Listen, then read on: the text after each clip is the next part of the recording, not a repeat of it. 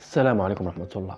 بما أننا غنهضروا الموضوع ديال المرأة، غادي نبداو الموضوع ديالنا بواحد الحديث ديال النبي صلى الله عليه وسلم، واللي هو حديث خطير في شأن المرأة.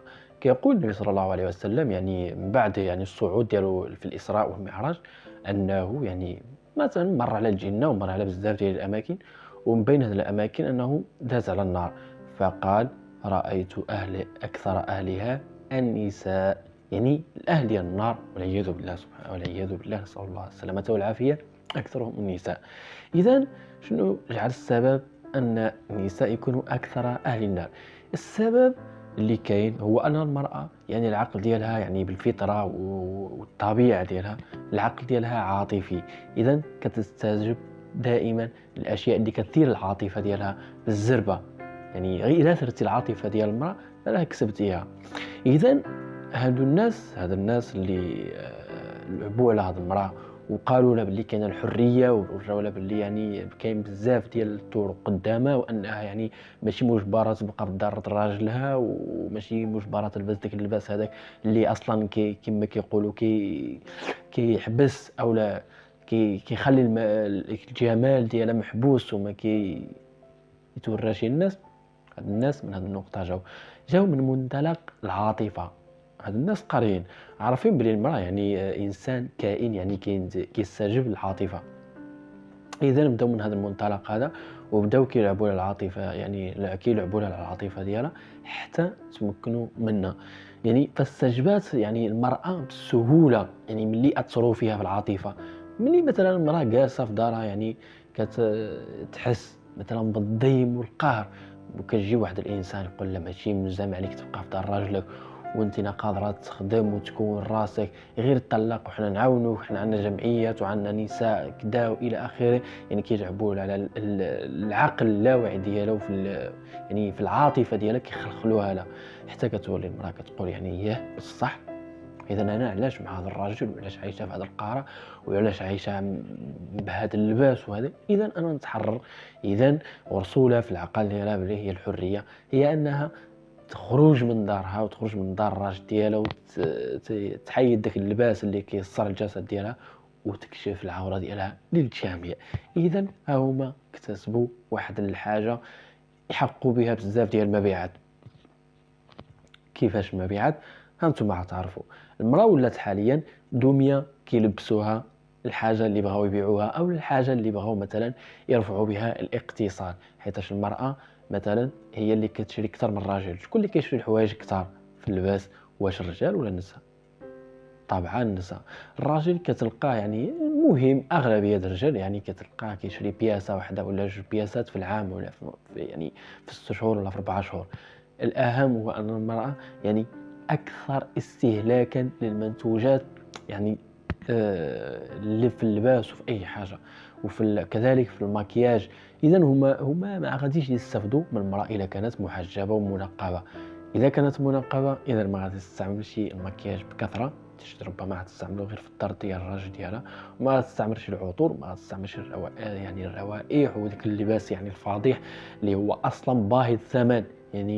مقارنه بين الحجاب، راه اللباس الفاضح راه غالي بزاف، اكثر من هذاك اللباس اللي كيصر من فوق لتحت، واكثر من النقاب واكثر من كل شيء. اذا ما عندهمش هما واحد الربح في هذه المراه اللي هي اصلا ساتره راسها بواحد البرقع ولا واحد الحجاب اللي هو اسلامي كيغطي العوره ديالها وكيغطي المفاتن ديالها. هذه المراه هذه ما كتستهلكش كثر. اذا هو بغاو يخرجوها لواحد الطريق اللي غتكون فيها اكثر استهلاكا. غتبقى ملي ملي غتخرج من الزنقه بهذاك اللباس الفاضح، غتبقى تجيها واحد النقطه ديال الضعف والنقص، انها ما خصهاش تخرج بين صحابها بواحد اللباس. دائما خصها تبدل، اما نهار على نهار ولا يومين على يومين. خصها تلبس لباس واحد دوز به واحد النهار، وغدا تلبس لباس اخر. هكذا ولاوها ردوا هذه المراه هذه انها اكثر استهلاكا، ما كتنتج والو. هذه المراه اللي خرجونا مثلا اللي كيقولوا انها خصها تكون حره والحريه الى اخره وقادره على العمل، هي غتكون مستهلكة فقط، وما غتنتجنا لا أجيال لا والو.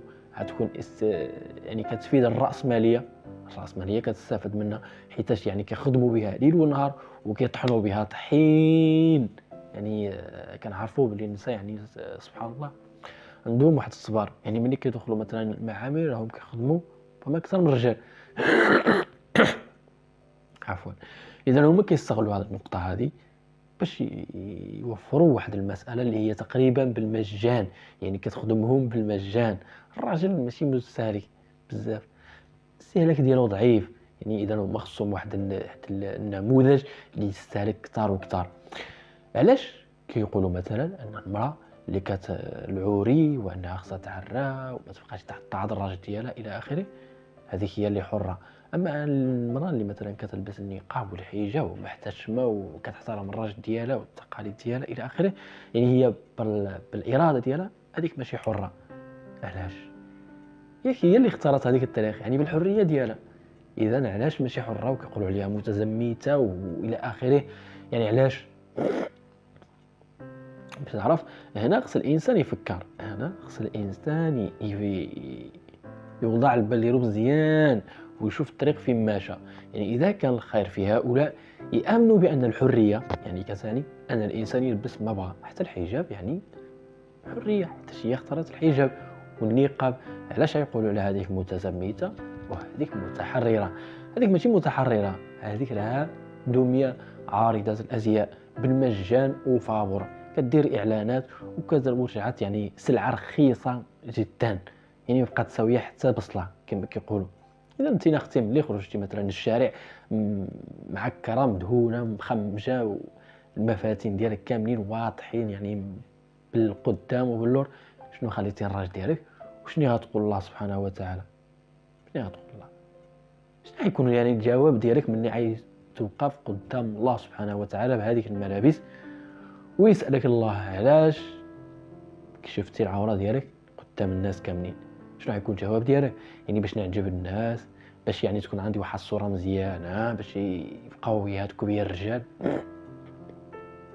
اذا هذا الطريق هذه كتؤدي مباشرة الى الطريق ديال ان الرجال يبقاو يتحرشوا جنسيا بهذا النوع هذا.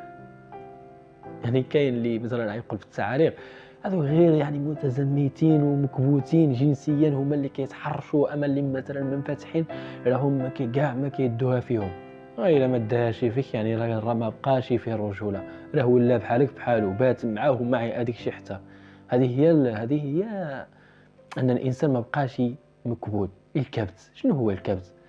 يعني دينا واحد الغلط، يعني الكبت اللي هو بعيد على المفهوم يعني الحقيقي ديالو. بقينا كنقولوا الانسان المكبوت. انت خرجتي قدامه عريانه ودايزاو المفاتن ديالك مفضوحين وما بغيتيهش مثلا ينفعل ولا تحرك فيه شي شهوه، اذا هذا الانسان هذا اذا ما تحركتش في هذه الغرائز هذه اذا ما بقاش صافي اللي عطى الله عطاه، راه ولا بحالك بحالو. مشي جلسوا تجمعوا هضروا في النامي ما بحالكم بحال بعضياتكم، لا خوف عليكم ولا انتم تحزنون. الراجل الحقيقي اللي هي اصلا باقا كتستثمر الغرائز ديالو، حيت هو في الغريزه اللي عطاها الله الرجوله اللي كتحرك الانوثه. هذا هو. اذا نسال الله السلامه والعافيه ونطلبوا من الله سبحانه وتعالى ان يتجاوز عنا وان يعفو عنا. دمتم سالمين.